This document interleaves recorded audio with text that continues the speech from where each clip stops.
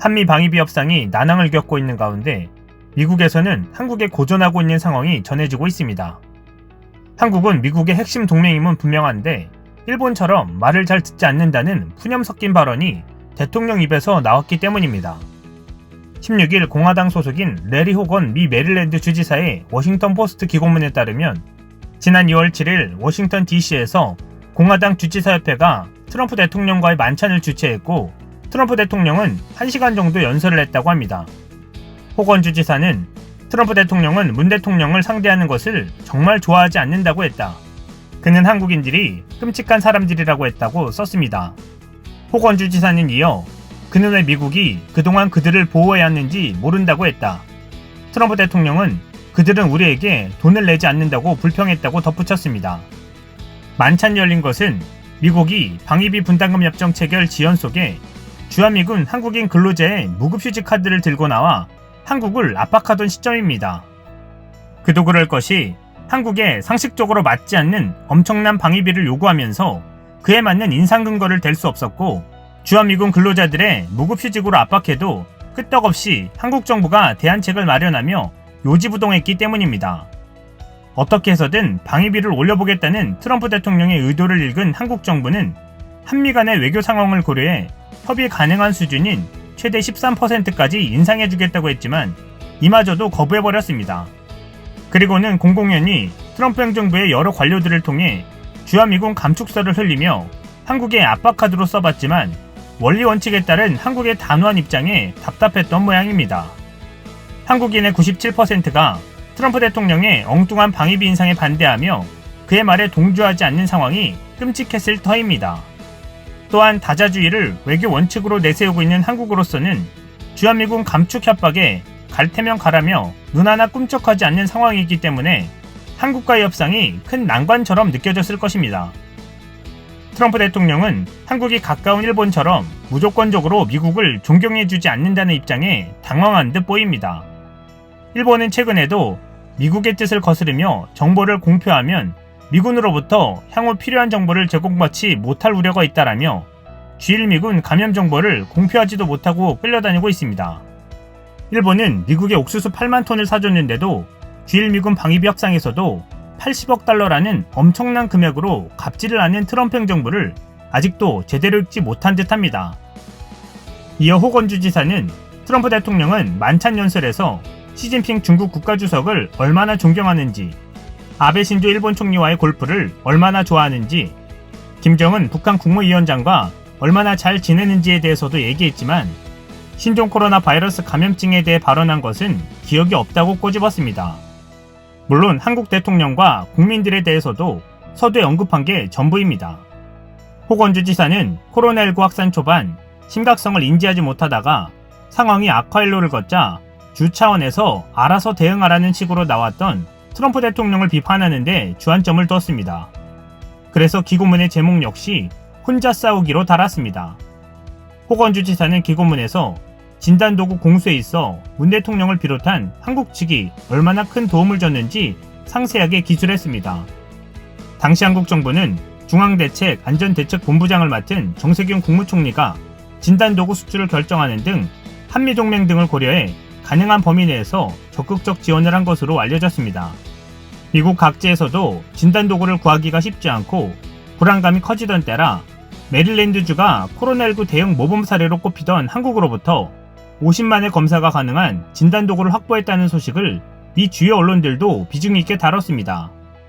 전미 주지사협회 회장인 호건 주지사의 이날 기고문으로 볼턴 회고록에 이어 트럼프 대통령의 한국에 대한 속마음이 그대로 드러난 꼴이 되었습니다. 한편 도널드 트럼프 미국 행정부가 오랜 휴면 상태인 북미 비핵화 협상의 돌파구가 되길 바라며 북한의 새로운 제안을 검토하고 있다고 미국의 대북 전문가가 밝혔습니다. 미 싱크탱크인 국익연구소의 해리 카지아니스 한국 담당 국장은 16일 미 잡지인 아메리칸 컨서브티브에 게재한 트럼프 대통령은 대선 전에 북한과 합의라는 돌파구를 원한다라는 제목의 글에서 백악관과 국무부 당국자를 인용해 이런 분위기를 전했습니다.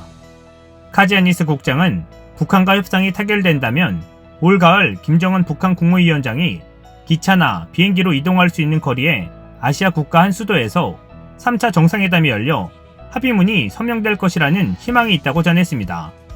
11월 미 대선 전 대형 이벤트를 뜻하는 10월의 서프라이즈는 트럼프 대통령이 선거전을 돕기 위한 북미 정상회담이 될 수 있음을 시사한 것입니다. 카지아니스 국장은 백악관이 김정은 정권이 관심을 가질 가능성이 충분히 있고 시도할 만한 가치가 있다는 전제하에서 노력하고 있다고 말했습니다. 그러면서 그는 백악관이 올 봄에 국무부, 정보 당국자들과 함께 북한을 협상 테이블로 다시 유도하고 장거리 미사일 발사 시험을 재개하지 않도록 과거 6자회담에 기초한 다자협상 틀을 부활하는 아이디어를 검토했다고 전했습니다. 백악관의 희망은 일본, 최소한 다른 한 파트너와 함께 북한의 가장 가까운 동맹인 러시아와 중국이 참여할 경우 돌파구를 마련할 수 있다는 것이었다고 국무부 소식통을 인용했습니다. 또 백악관 소식통을 인용해 트럼프 대통령이 처음에 이 계획을 완전히 지지했는지 분명하지 않지만 북한을 협상 절차에 복귀시키고 추가 정상회담을 촉발할 수 있다면 시도해볼 의향이 있었다고 전했습니다. 또 다른 백악관 소식통은 북한이 지난달 이 아이디어를 전달받았지만 아무런 성과를 내지 못했다고 말했습니다.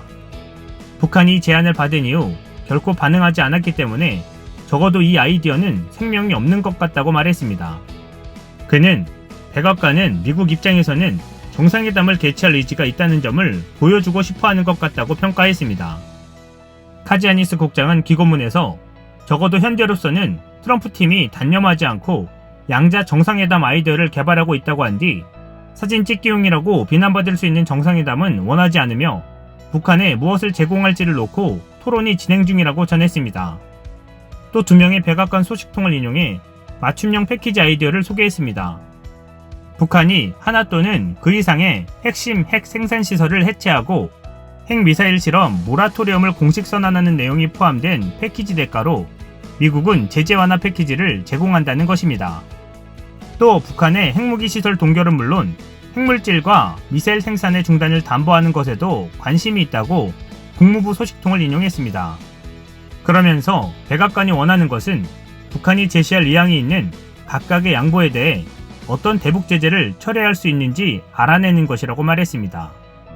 백악관 소식통은 우리는 양보를 위해 양보를 교환할 의향이 있고 테이블에 많은 새로운 것을 올려놓은 채 진정으로 상상력을 발휘하고 과거에는 안 했던 일부 위험을 감수할 의향이 있다며 이 일이 작동되도록 하고 싶다고 말했다고 카지아니스 국장은 전했습니다. 카지아니스 국장은 핵무기와 관계없는 북미의 상호 관심사가 있다면서 양측이 하노이 회담에서 관심을 표시한 종전선언을 꼽았습니다. 트럼프 대선 캠프의 한 인사는 종전은 트럼프 대통령의 역사적 이정표 달성을 돕는 것은 물론 10월처럼 시기가 맞는다면 민주당이 약화시키기 어려운 승리를 제공하는 것이다. 어떻게 평화에 반대하겠느냐고 말했습니다. 종전선언은 양국 간의 적대시 정책을 없애는 상황이 나오는 것이기 때문에 미국이 이 카드를 들고 나온다면 북한이 협상장에 나올 가능성이 커 보입니다. 그러나 백악관 당국자들은 트럼프 대통령의 재선 가능성이 의문이라는 점을 북한이 알고 테이블에 나오지 않을 수 있음을 걱정한다고 카지아니스 국장은 전했습니다. 한 국무부 당국자는 우리는 강력하고 분명하며 북한이 매우 관심 있는 제안을 하지만 해답이 없다. 북한과 이런 일들이 꽤 많이 일어난다라며 트럼프 대통령이 패배할 것이라고 생각하면 이는 북한이 멈추도록 할 수 있다라고 말했습니다. 백악관은 북한과 세부 내용을 협상하더라도 미국 측 대표인 스티븐 비건 국무부 부장관 겸 대북 특별대표를 상대할 북측 카운터파트가 없다는 점도 걱정하고 있다고 카지아니스 국장은 전했습니다.